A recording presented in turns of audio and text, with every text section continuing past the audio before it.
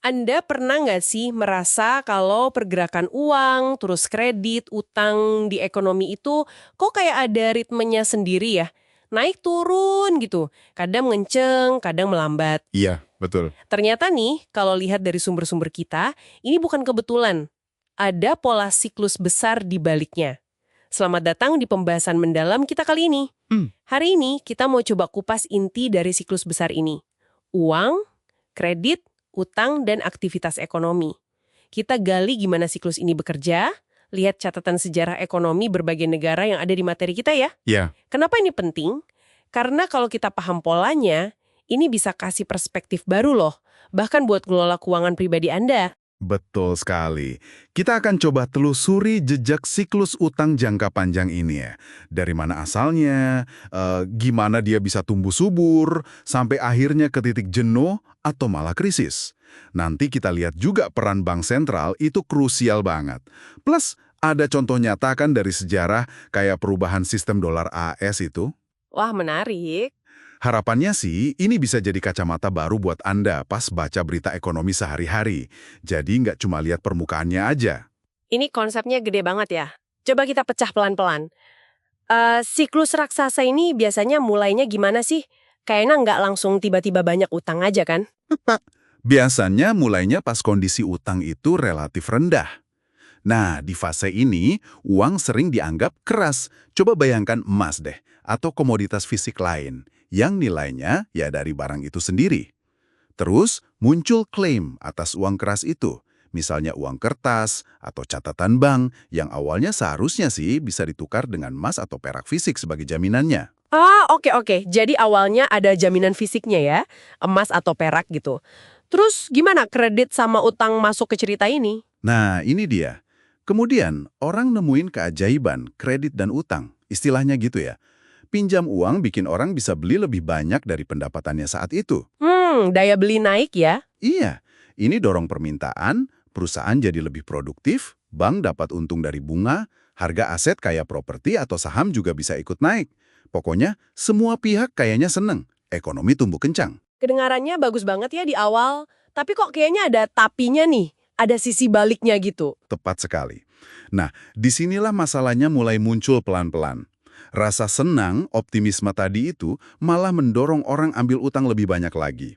Akhirnya, jumlah klaim atas uang, ya semua bentuk utang dan aset finansial, itu tumbuhnya jadi jauh lebih cepat. Jauh lebih besar daripada jumlah uang keras yang sebenarnya ada, atau nilai barang dan jasa real yang dihasilkan ekonomi. Waduh, Jadi kayak piramida terbalik gitu.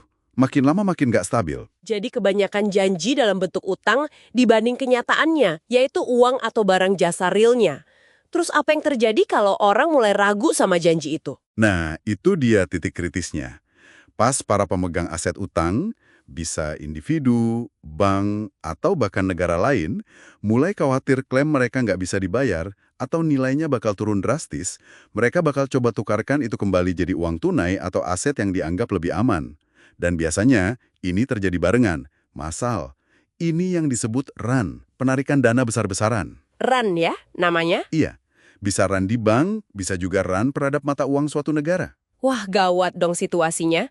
Terus apa yang biasanya dilakukan bank sentral atau pemerintah pas hadapi RAN kayak gini? Mereka kan pasti harus bertindak. Nah, ini posisi sulit buat mereka. Dilema. Satu pilihan, ya biarkan suku bunga naik tajam. Tujuannya buat hentikan modal keluar, jaga nilai mata uang. Tapi itu efeknya. Efeknya, ya ekonomi jadi tercekik. Bayar utang makin susah. Krisis bisa makin parah. Pilihan lainnya, mereka cetak uang baru. Beli aset-aset utang itu, suntik likuiditas ke pasar, tahan suku bunga biar nggak naik terlalu tinggi. Cetak uang baru.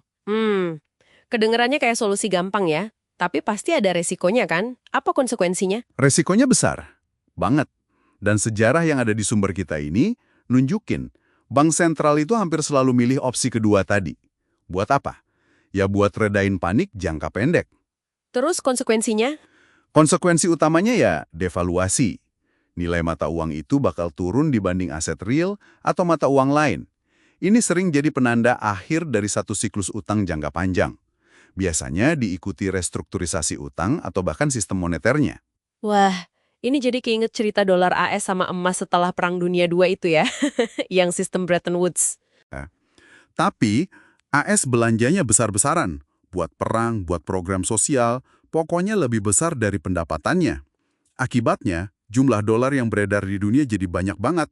Jauh melebihi cadangan emas AS. Negara lain mulai khawatir dong, terus mulai nukerin dolarnya. Puncaknya ya tahun 1971 itu. Presiden Nixon stop penukaran dolar ke emas. Udah nggak bisa lagi. Terus dolar gimana? Ya dolar akhirnya terdevaluasi. Dan dunia masuk ke era baru, era uang fiat. Uang yang nilainya ya berdasarkan kepercayaan aja, bukan jaminan komoditas fisik kayak emas. Ada satu hal ironis yang menarik nih. Sumber kita bilang orang sering merasa paling kaya, paling aman, justru pas siklus itu udah dekat puncaknya. Padahal resikonya lagi tinggi-tingginya. Kok bisa gitu ya? Nah, ini bagian dari psikologi siklus itu sendiri. Manusiawi banget. Orang cenderung lihat ke belakang, ke periode yang panjang, di mana megang utang misalnya obligasi, atau aset yang dibeli pakai utang, kayak properti, itu nguntungin banget. Memori soal krisis sebelumnya itu udah pudar, udah lupa. Mereka terlena sama pertumbuhan, padahal rasio utang dibanding pendapatan udah tinggi banget. Fondasinya udah rapuh sebenarnya. Oh, jadi karena terlena sama keuntungan jangka panjang sebelumnya ya? Iya.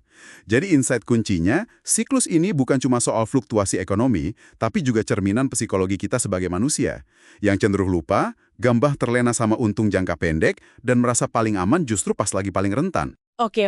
Ini benar-benar membuka mata. Terus, apa nih pelajaran praktisnya buat kita yang dengerin? Gimana kita bisa terapkan pemahaman siklus besar ini ke hidup kita? Coba deh, pakai logika siklus ini buat lihat kondisi keuangan Anda sendiri. Coba bandingkan pendapatan rutin sama pengeluaran rutin Anda gimana. Terus, seberapa besar porsi utang dibanding aset yang Anda punya. Dan ini penting nih, aset Anda itu disimpan dalam bentuk apa? Apakah dalam aset finansial yang sebenarnya kan klaim atau utang pihak lain, atau dalam aset real? Aset finansial versus aset real ya? Iya. Terus coba pikirkan skenario terburuknya. Gimana kalau nilai aset finansial Anda turun drastis? Atau sumber pendapatan utama Anda keganggu? Seberapa siap Anda hadapi itu? Paham dinamika utang dan potensi devaluasi ini, itu bantu kita bikin kalkulasi resiko yang lebih matang. Jadi, jelas banget ya, siklus utang besar ini memang kekuatan fundamental yang bentuk pasang surut ekonomi kita. Mulai dari optimisme, terus didorong kredit, sampai ke puncak yang rapuh, dan seringkali berakhir dengan penyesuaian yang ya kadang menyakitkan, kayak devaluasi atau restrukturisasi. Betul.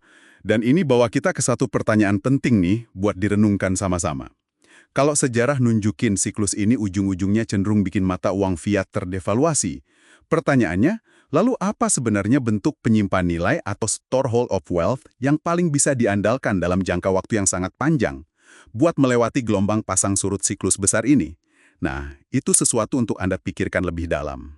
Pertanyaan yang bagus untuk jadi penutup. Terima kasih sudah menyimak pembahasan mendalam kita kali ini. Sampai jumpa di kesempatan berikutnya.